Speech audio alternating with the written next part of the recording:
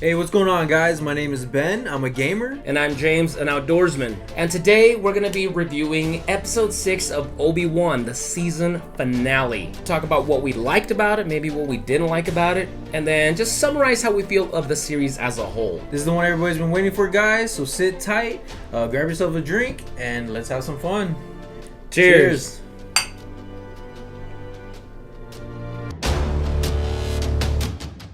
We're gonna start off talking about the pros first, guys. Let's talk about what we liked, and then we'll get to the cons a little bit after that. Little Leia's really grown on me, man. She's gotten, like, her acting is pretty good in this episode. I don't necessarily love that she was as big a part of this show as she ended up being, but I enjoyed it. It wasn't that bad. Yeah, it was a perfect balance. Because, a lot of times she overstays her welcome. In this one, she's there. You get to see her. You get to see enough of her.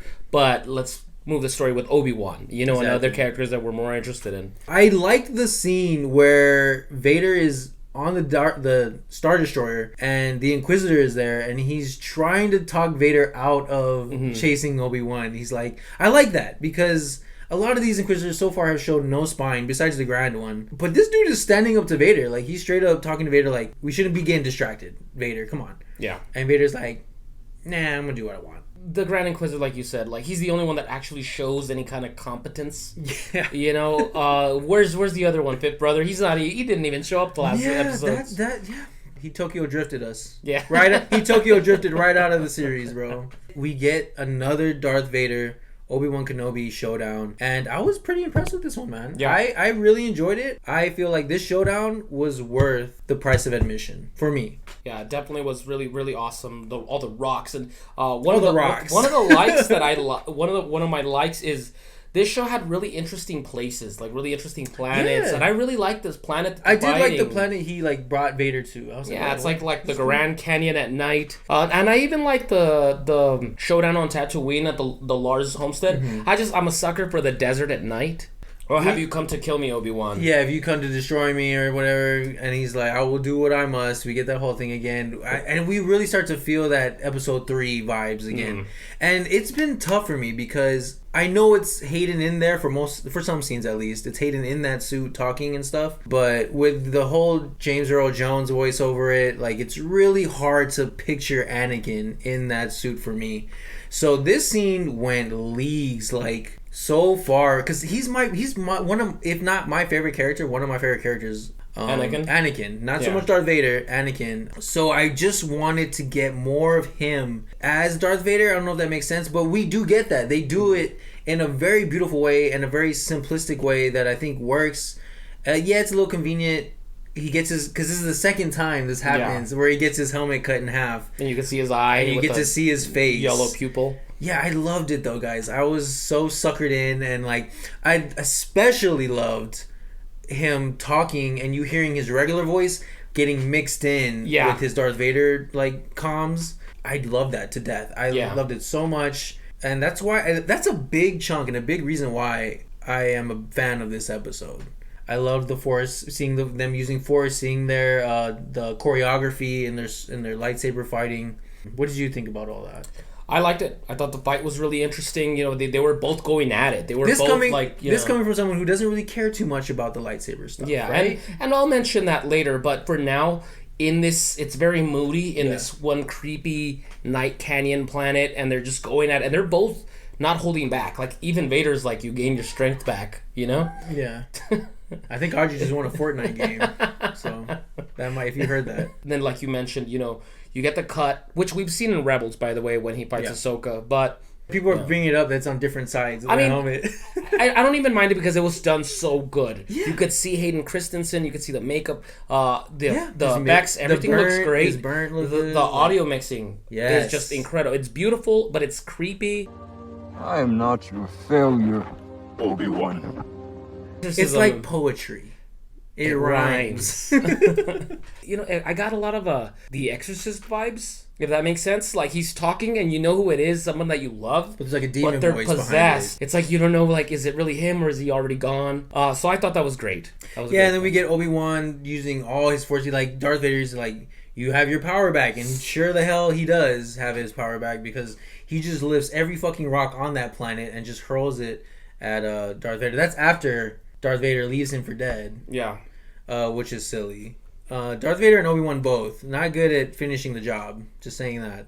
So yeah, I mean that was cool. There's a little bit of silliness that I was like, this is getting a little too Dragon Ball Z. It's a little. The CGI is pretty heavy. Yeah, so it's a little. Yeah, but I'll let it go because it was fun. It was fun. So let it go. Ewan McGregor, dude, what a fucking amazing actor! Like he's crying, like you can see the pain in his face seeing his old friend. And then we get the amazing line of, "You didn't kill Anakin, I did. Like this wasn't your failure. I killed Anakin, not you." Like I thought that was cool. I liked it. It might have been kind of corny for you. It brought that closure for Obi-Wan that he very desperately needed.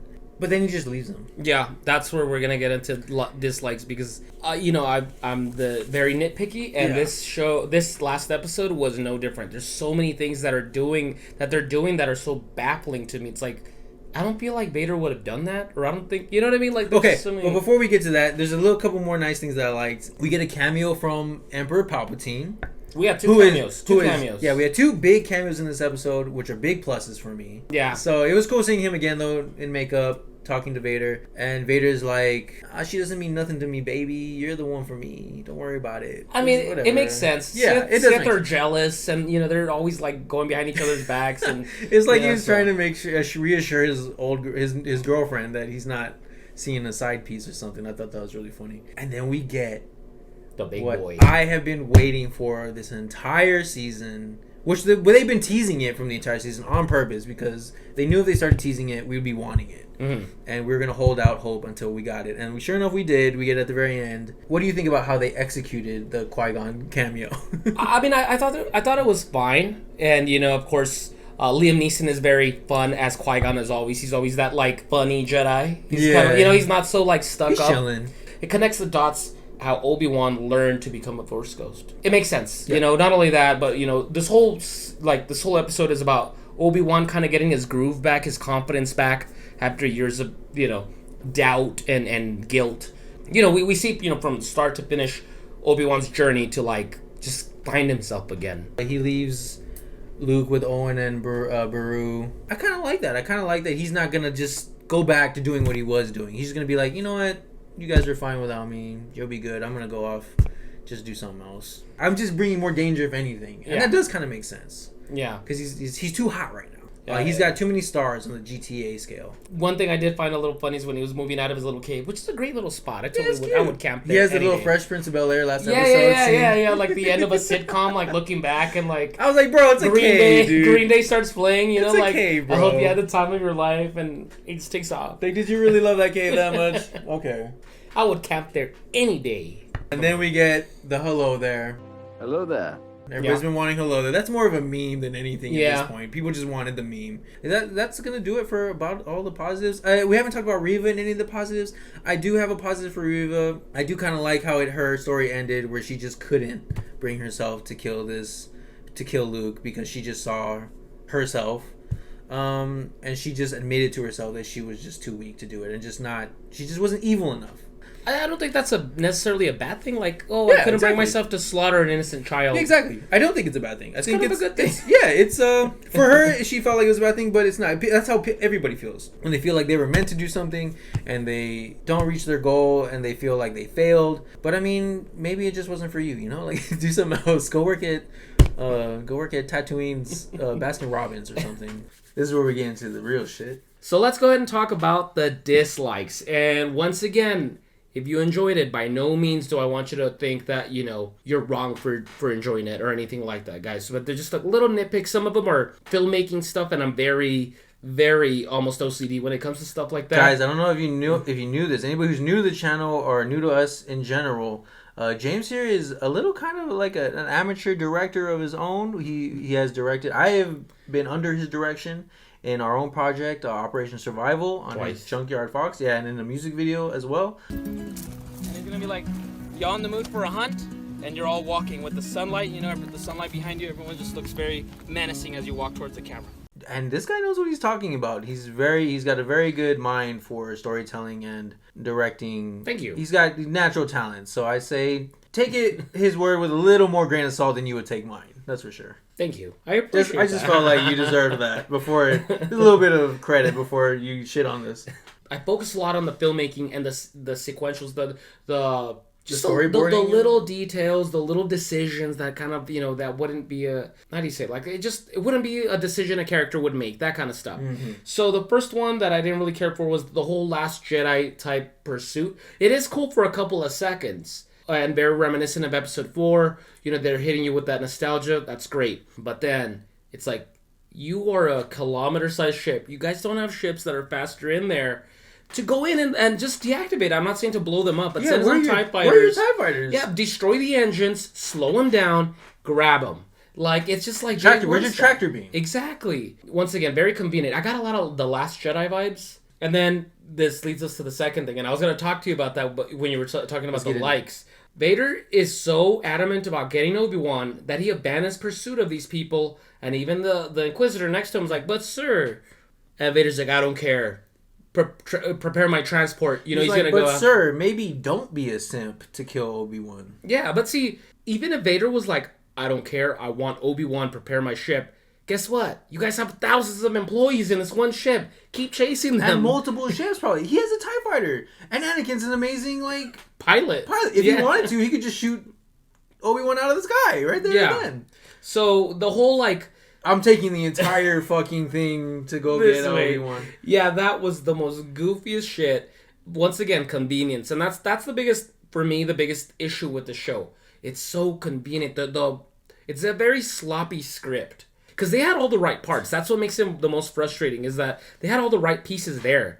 They just rushed to put it together. Once again, these are the first 5 minutes. I was just like, yeah. In the first 5 minutes. And I know I'm being very, once again, very nitpicky, very negative Nancy. And see, so. I, on the other hand, was giving it more slack. I was like, okay, have some corny shit, get it out of the way in the beginning, and then give me the good stuff. That's as long as we get the good stuff, that's what I want. But I mean, you're completely right. There is another con I have when we get to Owen and Beru wanting to protect Luke against Reva. Beru's like, this is their chance. This is Beru and Owen's chance to get their acting out there, to get paid, to, be on screen. And they're selling it a little bit. They're like acting tough. They're going to fight Reva. And Beru's like, all right, well, the sun's already going to come down. She's going to strike soon. Let's go ahead and get in position. And they're talking about this like in the kitchen. And then when Reva comes in, their in position was just in the kitchen. Just like... Yeah, no strategy. 2 feet away from each other. I have it written in my notes. Owen and Beru need tactical training. Because I thought they were going to like position themselves out on some dunes and like start like... You want to attack a lightsaber force user from afar.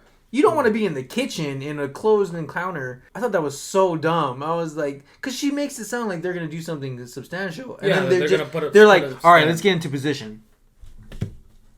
And they just waited there for a couple of hours. Yeah, Jesus Christ, barricade the place. Put some something that... Traps. Home Alone that shit. Yeah, exactly. This is your home. You know it better than everyone else. Yeah, they're just like, okay, let's just stand here. And then let's just shoot at her when she comes. Yeah. Owen and Beru live on Tatooine. I mean, there's Tusken Raiders. There is fucking Sarlaccs. There are sand monsters. There's bandits and outlaws and bikers and all kinds of things. They could have hired people. I mean, the thing is, what I think is when she, what are you doing? And she's like, some little hideout. She gets rifles. Like, you wouldn't have those rifles ready like at all times. Like, it's like you're a frontier farmer. He acted like, all surprised. Yeah, it's like, dude, where do you live at? You would have those rifles ready at all times because something's attacking your property. Yeah. Some pests, something. I'm not saying that Owen and Beru had to be the ultimate badasses. Yeah. But they would have been a little bit more competent. And it would have been a more enjoyable, situation, like you mentioned, had they been a little bit more strategic, a little bit more just reliable, just competent. Intelligent. So they're just chumps. It's tactical. We're more tactical. You don't have to be a soldier to be tactical. Think, this is your home. What are the advantages? What are the disadvantages? What's flammable that you know what I mean? Come on. Another thing, I mean, this is kind of like an overall thing that's a con, but the Inquisitors end up not mattering at all. Yeah. Grand Inquisitor, that other chick with the tendrils, fifth brother, nothing. Yeah. Absolutely nothing. We don't get anything. They're very much the Knights of Ren of this show. I mean, at least they showed up. I'll give them points for that, because Knights of Ren... They have more lines. I'd even go as far to say that, like, the Grand Inquisitor was pointless to a big degree. Pretty much, yeah. You know what? Instead of the Grand Inquisitors, at least one of them, I would have easily traded one of them for Commander Cody. Bring Commander Cody in. It makes sense. They have a past with Obi-Wan. Yeah. And you know what I mean? Yeah, have a former soldier of him have a decent like role in this. Yeah. And then it would bring a bunch of people together because of the Clone Wars. People love Commander Cody. People love these clone soldiers. He worked under Obi-Wan, so Oh, you would what a kind of know opportunity. Obi-Wan's like his tactics. And then to tease like a soldier in one of their other episodes and not do anything with that lore, like we have Tamara Morrison. I mean, we did see him in this show. Yeah. So they could have. Yeah. They could have, would have, should have. Vader leaving Obi-Wan under the rocks. This whole show goes out of its way to try to make Vader so scary and intimidating, and sometimes it works. Episode 3, my favorite episode in the whole series, when he's like killing innocent people. But then he just does the most stupid Again. Yeah. The second time. And we see it later on is that Obi-Wan is under there using full force power for sure, like to keep these rocks, to keep like a little force field on him so like he doesn't get crushed. Darth Vader would feel that. He would sense that this man is alive under there, struggling but alive, and he's just gonna walk off and think like what? It doesn't make any sense. Like he would have known that he was still alive and he would have finished the job. What else or at did he least have try to do? to? He would have done something else. Yeah, I mean, what else did you have to do that you had to leave? I just find the whole like not finishing the job when you're gonna kill somebody to be so convenient because Vader in the old trilogy, he strikes me as the kind of guy that wouldn't do that. Yeah, no. He'd finish the job. Yeah. And another nitpick that I find a little goofy because it's never explained is Reba goes after Luke. Apparently she's aware that that's Anakin's kid when nobody ever mentioned that. Yeah, she found Obi-Wan's protect the children. For all she knows, they're protecting because Vader wants to kill him. Like another thing that I find goofy is the ending. Obi-Wan has this ship that he took from these guys, the little escape ship, and he lands on Alderaan to say goodbye to Leia. Yeah. You are the number one fugitive in the galaxy. You were driving a ship that the Empire had clear access to, so they could have. You don't think they put little an APB? Yeah, dude. Hey, we're looking for this one model of ship. That's true. I didn't think about that. It just makes it seem like the Empire is so goddamn incompetent that Obi-Wan's right there in the landing pad in front of everyone, saying goodbye to Leia.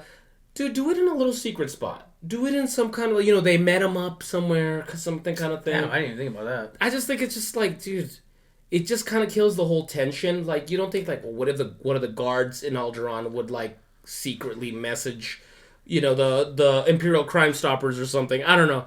But just to me, it just bugs me because it's so, once again, how are we supposed to be afraid of the Empire when they can't get a single damn thing right?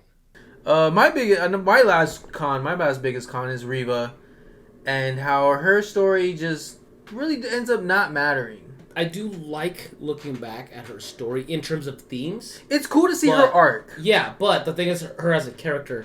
Yeah. To me, she falls flat. Yes, exactly. So all in all, I understand Reva's significance in the story. Looking back at the whole thing, because I don't know if that's the theme of the show, but that's what I get. It's past trauma. And they all share this shared trauma, Order 66, and they were all let down by the Jedi in some form or another, whether it's Vader, Reva, or Obi-Wan, you know what I mean? And they're all been hurting ever since. And that, you could either be Obi-Wan or you could be Vader. Who do you become? What are your choices that you're gonna, and where she's going like this, she realizes that, maybe I'm not Vader. How far do I gotta go to destroy him where I would just take his place? I would be a child killer, But as a character, I think she's just a little too bland, a little bit too flat. And again, I know we're already kind of that's last week's beating news. a dead horse. Yeah, but the whole getting stabbed through and you're fine. Once again, we've had worse hangovers than her getting fucking impaled. That's a huge con for the entire series, is that everybody's getting stabbed in the stomach. And apparently everybody can survive getting stabbed in the stomach very easily, except for Qui-Gon Jinn. The thing is that with Star Wars, it's so rare for a character to die. Boba Fett lived. Darth Maul lived. I mean, Darth Maul got cut in half. Yeah. The Emperor blew up and he came back 30 years later. So to me, it just Star Wars, there's no stakes without the risk of something, risk of death or injury. And, this one was already in a disadvantage because we both know where Obi-Wan and Vader are going to be in 10 years anyway. You could have worked with Reva. I would have had her die. Yeah. Personally, I would have chosen that. Like, she finds the light. She finds the fact that she's not Vader. And that's important. Some kind of redemption and then death. It's kind of like Vader. Yeah, like, she didn't need to... You know how, like, the Inquisitor in the last episode was like, you know, revenge is a powerful way to keep alive. Mm-hmm. But without her need for revenge, she could have just died right there on the sands. And Obi-Wan could have buried her. I think it would have just been a little bit more of a beautiful send-off. Yeah. Okay, guys, so I think we've spoken our piece on this episode. It was a lot going on. The finale, we had a lot to talk about, a lot of things to cover, a lot of loose ends to tie up. All in all, we're going to go ahead and get into our ratings right now. All in all, for me, everything that's been said, everything that I said right now, all the pros, all the cons, watching the episode and rewatching the episode, compared to all the other episodes, this episode for me is a 9 out of 10. I'm giving this episode a 9 out of 10. I thoroughly enjoyed it. That showdown was a complete payoff for me for this series. Worth the price of admission for me. That's my rating. Yeah, I'm gonna give it a 7 out of 10. I thought it was good. I didn't think it was great. Once again, I'm not the audience for it. I'm not a Jedi guy. I actively dislike the Jedi. Obi-Wan, I'm not attached to. Darth Vader, I'm not attached to. So it's not gonna hit me the way, you know, a Boba Fett scene would hit me. So keep that in mind. Star Wars is never meant to be this airtight thing. It's a story about laser swords and space travel. So just relax and have fun.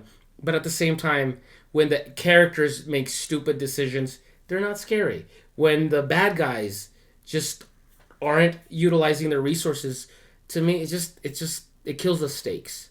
So 7 out of 10 for me for the episode. That's better than I thought.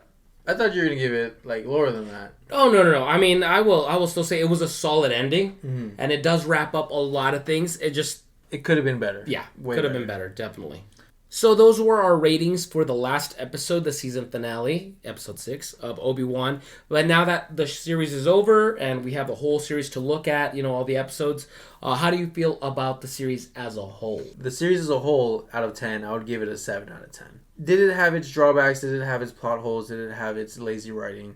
Yes, but like we've been saying, Star Wars isn't some watertight story, so just for the awe factor alone of the last episode, everything leading up to the last episode and the last episode alone, I enjoyed it a good amount. Like 7 out of 10 for me. Like, I had a great time. All right, so for me, as a series as a whole, I'm gonna give it a 6 out of 10. But you know, because I'm not the target audience for this, I'm a little bit more distanced from it. Yeah. And a lot of the script is very sloppy. It's very rushed. When is Disney going to learn? What is it going to take for Disney to step their game up? Like, when is that going to happen? I mean, are we going to get that?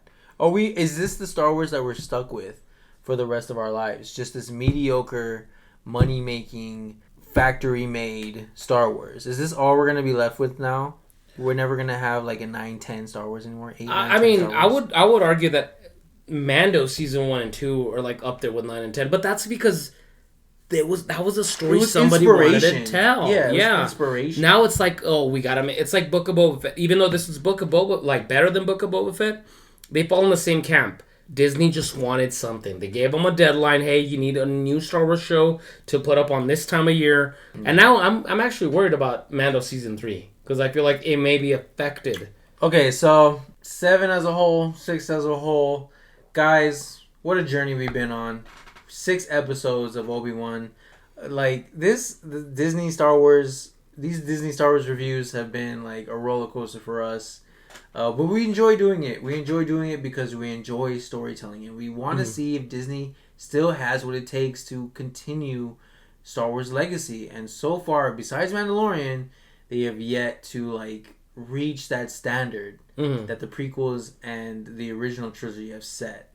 Well, folks, that's going to do for us. Thank you so much for joining us on our review of Obi-Wan Kenobi. If you agree with us, disagree with us, comment down below. Write down any comments that you may think. Did we miss something?